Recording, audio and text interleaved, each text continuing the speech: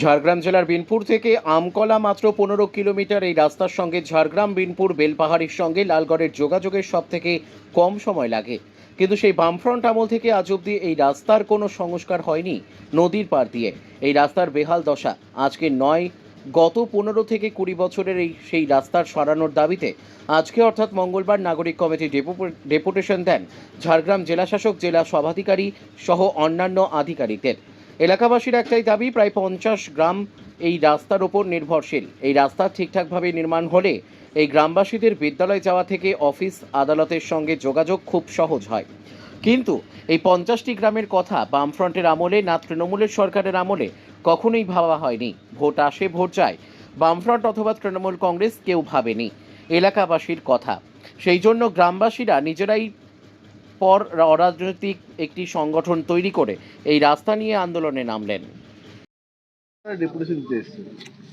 আমরা যে কারণে আজকে ডেপুটেশন দিতে এসেছি সেটা ভাষায় প্রকাশ করার মতো নয়। কারণ বিনপুর থেকে আমকলা পর্যন্ত 15 কিলোমিটার রাস্তা দুটো ব্লকের আন্ডারে পড়ে। একটা হচ্ছে বিনপুর 1, বিনপুর 2, দুটো ব্লকের আন্ডারে। তার মাঝখানে দুটো হাট, একটা বিনপুর, একটা লালগড়। তার মাঝখানে পড়ে high school, junior high school, প্রাথমিক বিদ্যালয় এবং হসপিটাল, স্বাস্থ্যকেন্দ্র।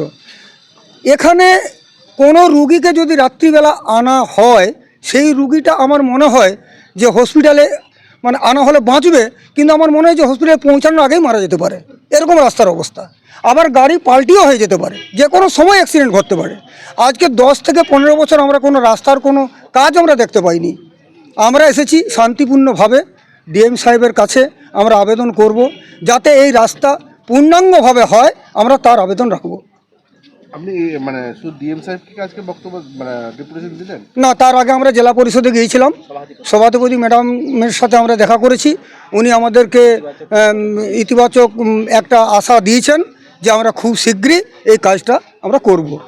এই রাস্তা তো আপনার বামফ্রন্টের আমল দিয়ে খারাপ হয়ে পড়ে আছে। হ্যাঁ, পড়ে আছে। তো কোনো ব্যবস্থা কখনো হয়নি? না, কখনো কোনো ব্যবস্থা হয়নি। আর আমরা এখানে আসার পর যেটা আমরা দেখলাম যে ওনারা কোনো দপ্তরে হয়তো পাঠিয়েছেন, সেটা কতদিনে হবে সেটা ওনারা বলতেও পারছেন না। ডিএম সাহেব যদি আমাদেরকে কোনো আশ্বাস দেন, সেই আশা নিয়ে আমরা যাচ্ছি। এই রাস্তার উপরে কতগুলো গ্রাম?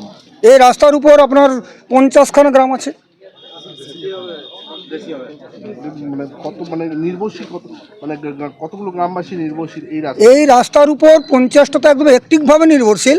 তারপর আপনার সাইডে অনেক গ্রাম আছে যেগুলো আপনার ততটা হিসাব করে বলা যাবে না, অনেক গ্রাম, 50-এরও বেশি।